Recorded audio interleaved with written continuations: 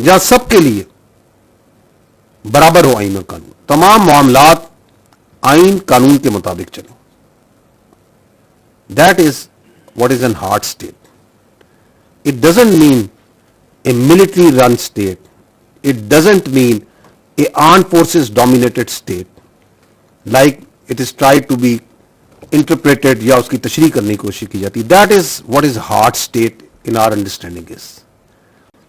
अगर आप आइन और कानून के मुताबिक अपने तमाम मामलात को ले आए बिला तफरीक, जिसमें कोई ख्वास नहीं है, आम और ख्वास बराबर है, तो ये हार्ड स्टेट होगी। उस हार्ड स्टेट के अंदर सिक्योरिटी होगी, स्टेबिलिटी होगी, उसके अंदर ग्रीवांसेस नहीं होंगी।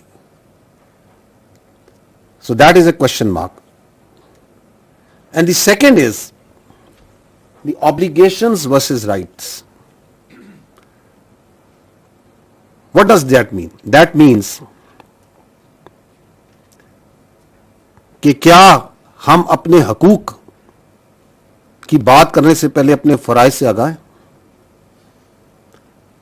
We are all taking up grievances.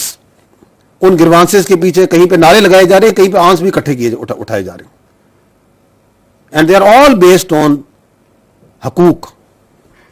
ये मेरा हक है, ये मेरा हक है, ये मेरा हक है। We can discern these rights also and the genuinity of these grievances बिल्कुल ठीक भी होंगी, लेकिन ये जो हकूक हैं, इसके पीछे, इसके पहले, इसके पीछे भी नहीं, इससे पहले हमारी कुछ ऑब्लिगेशंस हैं। Let me try to put the context in it constitutionally. Article 5 of the constitution, what does it say? It comes before the article 8 and beyond, जहां आपके फंडामेंटल राइट्स की बात होती है। It reads loyalty to the state and obedience to constitution and law. It says loyalty to the state is the basic duty of every citizen, full stop. Absolute clear. It states, the part 2 states, obedience to the constitution and law is the inviolable obligation of every citizen wherever he may be.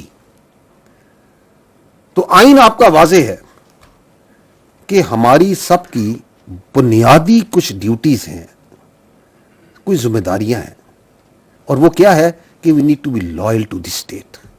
If we are loyal to the state, we are obedient to the constitution and law, and it is given in the constitution, तो then you can talk about your rights.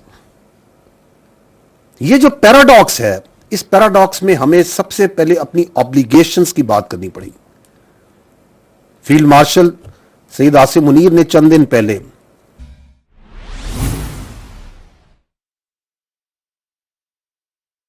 कि yes, we talk about rights movement.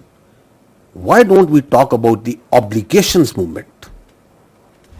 There has to be a movement for the obligation of every citizen, every institution.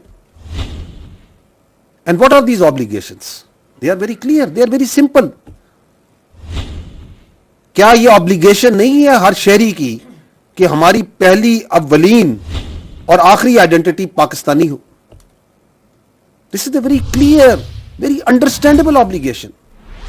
ना कि हम तरजीह दें अपनी हसबियत को, अपनी फकीयत को, अपनी नस्लियत को, अपनी पंजाबियत को, पख्तूनियत को, बलोचियत को, कश्मीरियत को, सिंधियत को। Because our identity, it's we are a citizen of this state. So our first identity and the last identity and the foremost identity is being Pakistani. It's our obligation that we must acknowledge the fundamental position, the central position of the state of Pakistan in our lives. क्योंकि रियासत है तो सियासत है, रियासत है तो जान है, रियासत है तो नाम है। ये बड़ी बुनियादी ऑब्लिगेशंस है। Are we really working towards that? Let's think about it, because जब हम इशू की बात करते हैं तो आगे जो मैं बात करूंगा, these are the two fundamental things from which all this security, stability, terrorism, grievances, right, everything इस इन दोनों चीजों से जन्म लेती है। जी next, specific to Balochistan, the first thing that we have written is elitism and Sardarism and desire to maintain status quo. You might be thinking कि ISPR will come and say कि जी इतने थकाने हो गए हैं, क्योंकि आज हमने असल इश्यू तक पहुंचना है. ये है बुनियादी इश्यू बलूचिस्तान में, क्योंकि ये वो कबीला है, ये वो हिस्सा है उस सोसाइटी का जो के ऊपर, जिसकी कोई अपनी समझता मेरी ऑब्लिगेशन नहीं समझता, सिर्फ मेरे राइट्स. द एलीट्स,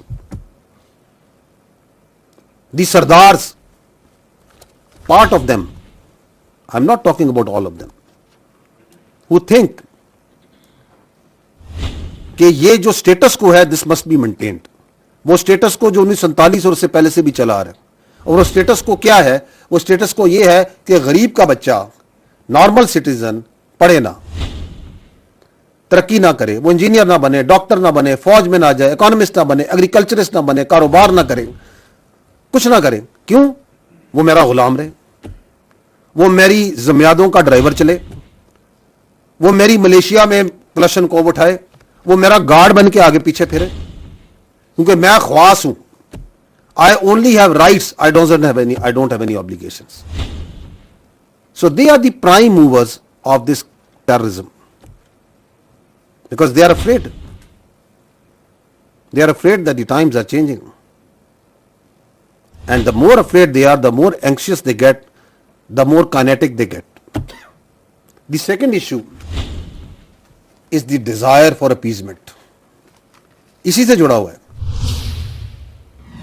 कि हम दहशतगर्दी करवाएंगे, हम दहशतगर्दी के बारे में बात करेंगे, हम ये कहेंगे कि बलूचिस्तान तो हाथ से निकल रहा है, क्या हो रहा है, आए हमसे बात करें, टॉक विद अस, हमें अपीज करें जिस तरह आप पहले करते आ रहे थे. No more, we don't want to talk to you. We will talk with the actual stakeholder which are the people of Balochistan. You are not the actual stakeholder. You are only stakeholder in your own personal and in your own families fortune, not in the people of Balochistan.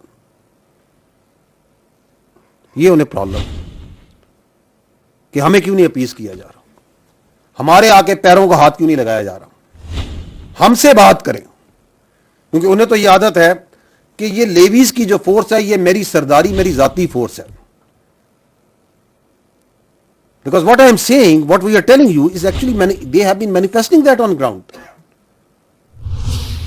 कि इसमें मेरा हिस्सा है, 1000 बंदा मेरा, 500 बंदा मेरा, 400 बंदा मेरा, आधे बंदों की तनख्वाह मेरे पास, बाकी जो 200, 400, 500 है वो मेरी और मेरे खानदान की हिफाजत के लिए गार्ड ड्यूटी करेगा. So once you start turning that Balochistan levies into police force, so they have a problem, they have a big problem. उनको तो आदत है कि ये कारोबार के नाम पे, सो कॉल्ड ट्रेड के नाम पे हमने स्मगलिंग करनी है, हमने नार्को लानी है, हमने डीजल लाना है, हमने उसको 6 गुना 7 गुना कीमत पे बेचना है. एंड अगर तुम ये रोकोगे तो मैं फिर दहशतगर्दी कराऊंगा, उसको फरोग दूंगा और फिर ये नारे मारूंगा कि तुम्हारे हालात तुम्हारे काबू में नहीं है, बलूचिस्तान तो हाथ से निकल रहा है जी, बलूचिस्तान में ये हो गया वो हो गया. मुझसे बात करो, खोलो मेरे परमिट, मेरी भर्तियां खोलो, ये जो 1000 अरब से ज्यादा बजट मिलता है इसमें से मुझे हिस्सा दो. No more. You are not the stakeholder. The money will go to the people of Balochistan. And I'll tell you, we'll talk about it in detail. The third issue is the external power play. Now there the elitists and the Sardaris have a common agenda. Who are these external powers? You know better. What is their interest? Very clear interest. They know कि बलूचिस्तान की एक geographical location है. They know that Balochistan is blessed with not only a very vibrant, very progressive human resource, but also with natural resource. उसकी एक blue economy है, उसकी एक agriculture है, उसके पास अल्लाह ताला ने दुनिया की हर नेमत दी है. They know the potential of Balochistan. They know that the Balochistan, if rises, the whole of the Pakistan rises, the region rises. So they have a problem. So they get physically involved through these terrorists, those Fitna Hindustan and Fitna al-Khawarij, and they find ready partners in this elitist and Sardars, who are also afraid of the changing times. उनको तो वही सरदारी निज़ाम चाहिए, उनको वही गुलाम चाहिए, उन्हें वही मुलाजिम चाहिए, उन्हें वही अपनी ज़ाती जेलें भी चाहिए, उन्हें उसी तरह का इस्तेहसाल चाहिए जो उन्होंने अपने बाप दादा के ज़माने में देखा था.